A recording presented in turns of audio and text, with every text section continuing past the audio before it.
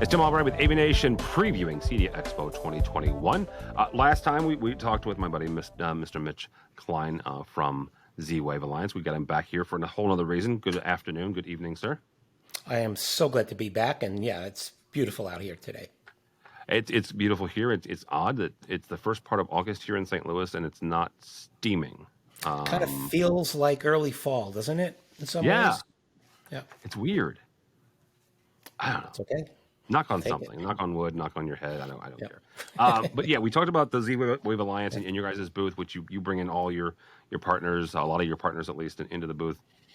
You can watch that episode, and I'll have Mitchell put the link to that. But today, we're actually going to talk about a panel discussion you're on with one of my longtime favorite panel moderators, Julie Jacobson, who is, as the CEDIA show schedule says, an industry icon, because she is. She is moderating this panel. You're on it. The panel is called Platform Playground, Shaping the Future of the Smart Home and Where Protocols Face Opportunities and Challenges. It's from 3 to 4:30 local time, so that's Eastern time, in room 137, the week of CEDIA. Though this happens on Tuesday, August 31st, the day before the show floor opens. I just want to list the folks that are going to be on this, right? You have Please do. Yale. Yeah. You've got Yale. You've got Freeman. You've got Google. You have John Osborne from the Z-Wave Alliance, as well as you. You've got Building 36 Technologies. Talk for a second about, these folks and where all of them fall within kind of the smart home ecosystem, and what you guys are going to talk about, but more importantly, kind of what us that will be in the audience are going to gain from this. Yeah, and I'll tell you something. The description doesn't really do justice to what's going to be discussed and what's being put out there. So, in case you've been sleeping under a rock, the thing to know is that Apple, Google, Amazon, SmartThings, and a few other notable companies got together and decided that they were going to fix the smart home, and they're going to help put together, let's call it a new platform, which ultimately came underneath the Zigbee Alliance, became known as Project Chip, and was recently announced that it's now being called Matter. Okay. So what does this mean to you as an installer? What does it mean to you as press, whatever? Pay very careful attention to this. This is a great opportunity for you to hear directly from the influencers who are driving that very platform. You have our ears, we have your questions. Ask the questions. So we've got, for example, from the Connectivity Standards Alliance, formerly known as Zigbee, Michelle Mandela Freeman, as Tim mentioned. She's the head of marketing there. We've got Kevin Poe, who actually represents Google on both the Thread as well as on the Matter and the CSA Alliance board. We've got Kevin Krause, who runs all of the product decisions for Yale, and he's the one who has to make the same lock in 5 different flavors. Why is he interested in what this whole Matter thing is? So we've got Z-Wave, Zigbee, we have Google, Thread, all of the different platform representatives in one room at the same time being asked questions by Julie Jacobson, who, if you don't know her, and she's been a friend of mine for, at least 30 years. If you don't know her, she's going to ask the hard questions. She's going to be the cynic saying, what's different this time? Why is everyone going to sing Kumbaya now when we've been trying to do that for 30 years?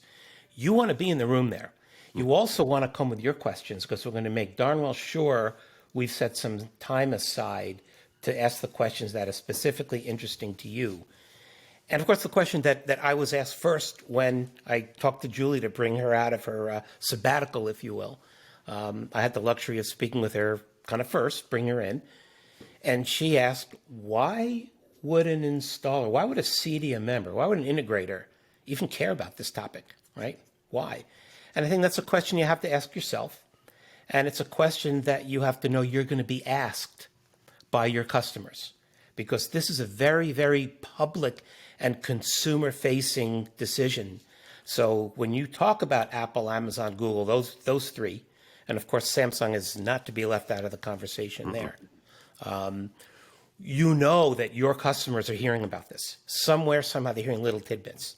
So at the very least, you need to know, because you have to come up with an intelligent response when you're asked that question. It's a credibility thing. Yeah. Talk for a second about what, those consumer facing conversations are happening right now. I mean, the one thing, especially about the smart home segment, and I'm going to say 25 years. You can correct me if I'm wrong. There, you could make the argument for 30, but I'm going to say 20 to 25. Okay. Yeah. Um, Ever since kind of like that first Microsoft experience home, right? And that was mid to late 90s at the CES. Why should an integrator, right? What are we doing, and why should an integrator start, paying attention to the consumer side? Certainly the installer side, right? This is where they talk to the engineers and talk about the nuts and bolts of how you integrate and how you design. But what are they learning, and how are they communicating with their clients, and what are their clients hearing from kind of the other side of this? Yeah, what the clients are going to hear is, once this Matter platform starts shipping products, which probably not this year, but very likely, very certainly next year, maybe Q1, who knows. Once those products are ready to go, you've seen Apple ads on TV. You're going to see Apple ads that are going to specifically reference these products. Their HomeKit product, which is currently being shipped on top of Thread platform, which many of you didn't even know that. Apple is very much going to be a player, and they're going to let everyone know about it. So your customers are going to see and hear about it, because they're also Apple fans. That's number one. But as an example, let's talk about Sonos. Okay, all right. So you guys probably remember when Sonos first came out, and you thought, you poo-pooed it. We all did, poo-pooed it. So now, you know what? How good can it be? It's wireless radio. It's not installation friendly. It's just a big black box. Who's going to want to buy that, right? Well, the integrators that said, wait a minute, this is really cool, and jumped on top of it, had a leg above everyone else, because your customers were asking about it. And whether or not you sold it or not, if you made it an option and you knew what it was, you could have an intelligent answer whether or not you wanted to deploy it. Well, think of that 10 to 20 times more, because not only Apple, what do you think Google's going to do when they've got their products coming out? Or Amazon? I mean, they're going to get the word out that you can buy products that will work with any platform. They're going to ship. It's going to happen. The only question is going to be when, not if. So be prepared for it. You and I talked a number of years ago, and I probably always remember this until long after I retire.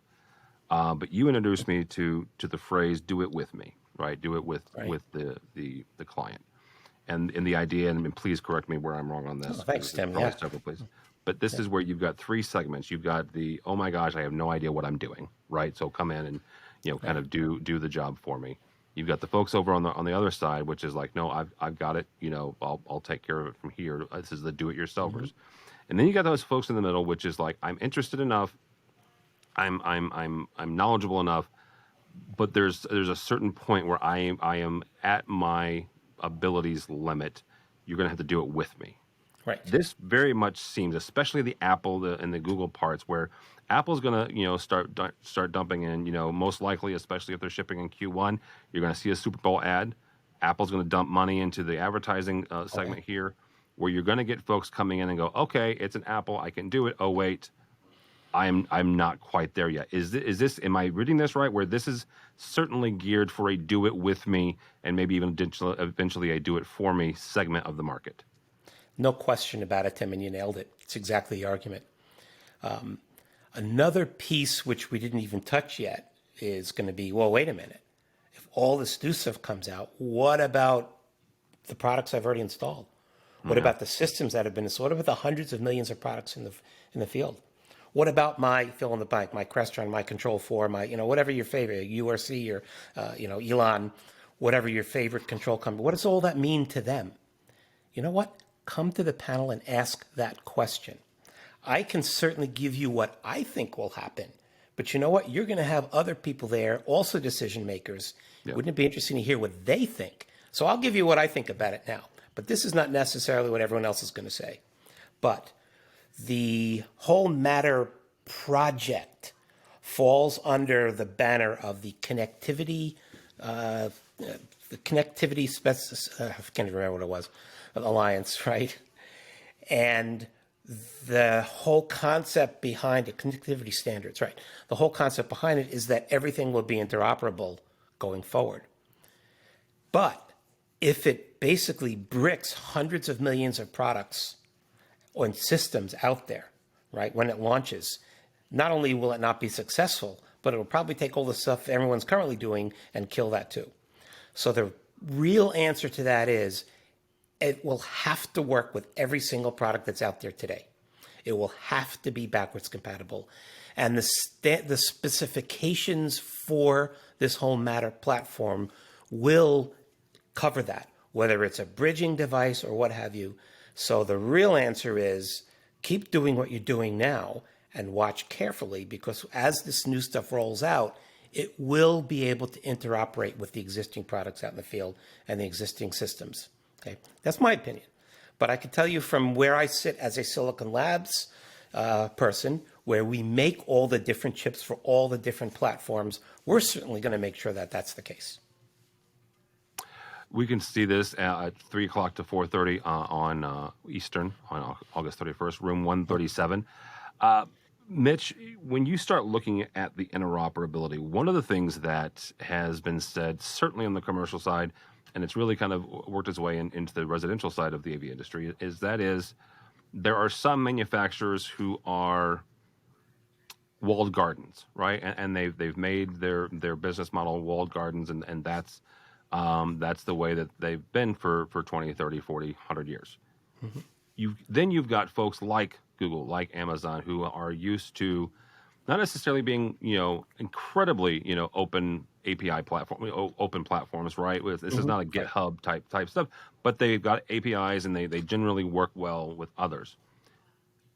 Is this two different factions kind of coming together as at a head, or are these two separate, kind of tracks going towards the same general direction when it comes to smart home, and one may win out over the other, or both can work, and live simultaneously just in different houses?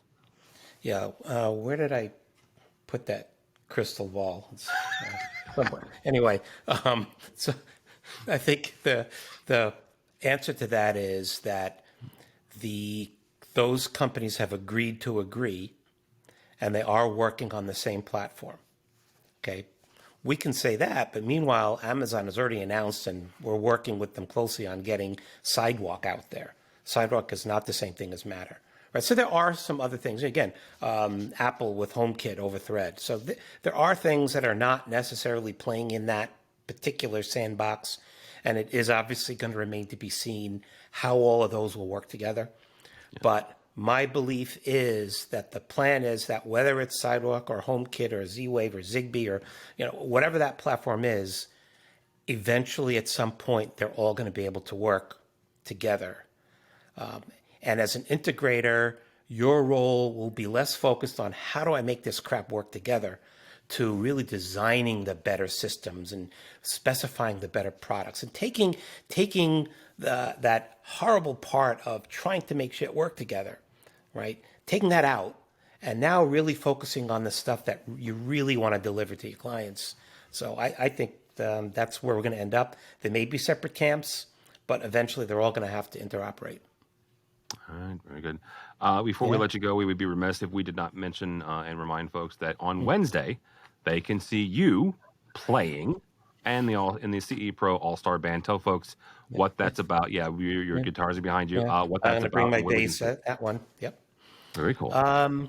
Yeah, it's always kind of fun because we're all industry folks that are getting to play together. And like we've done, this is the third time, I believe, we've circulated playlists, and we're all going to kind of learn songs from, let me see, Foo Fighters, Hootie and the Blowfish, Humble Pie, this band called Beatles, even stuff like Sam and Dave. I don't know if you remember that, So we've got a pretty versatile set list coming together. It will be at the end of the day on Wednesday, the first day. You'll come down, you'll get some beer, you'll get some food, So it's going to be a good place to kind of hang out and check out a lot of your peers. And you pretty much will know most of the folks actually on the band. Tim Begonis, Yep. from D Tools, is going to show you how well he can sing and play drums together. I'm amazed at that skill because I certainly can't walk and chew gum. So this is going to be really interesting. Yeah, definitely come out. We've also got a couple of new players in there. Make sure I get the names right, but we've got Shane Rich from RBH Sound. Steve Haas is going to pick up the keyboards for us. And somebody you probably know there, Tim, Jason McGraw. Remember? Yep. Remember him? He's actually got an axe. He can play guitar, so he's going to hit us up on the stage too. So this will be a fun time. It will be Jason McGraw, formerly of Infocom right. and Avixa, and now he's with Emerald, the folks that are putting on the Fine That's right. Expo. So, all right, sir. Again, you can see this panel on Tuesday. Good Lord, August 31st, from 3 to 4:30. The title is called Platform Playground: Shaping the Future of the Smart Home and Where Protocols Face Opportunities and Challenges. An incredible panel. And moderated by our friend Julie Jacobson, room 137. So, sir, if they want to connect with you, connect with Z-Wave or Silicon Lab, how do they do that? Well, the easiest thing to do is either email me, mitch@zwavealliance.org, or just at mitchell.klein on Twitter. And we'll hopefully see all of you there. It'll be great to see everyone in person. Looking forward to it. Absolutely. I will be there in the audience. Thank you, Tim. Thank you, sir. For us, for AVNation, go by our website, avnation.tv. That's avnation.tv, and follow along as we also hit the show floor of CEDIA, and quite frankly, the day before, at CEDIA Expo, the 1st through the 3rd of September. All that and more at avnation.tv. That's avnation.tv.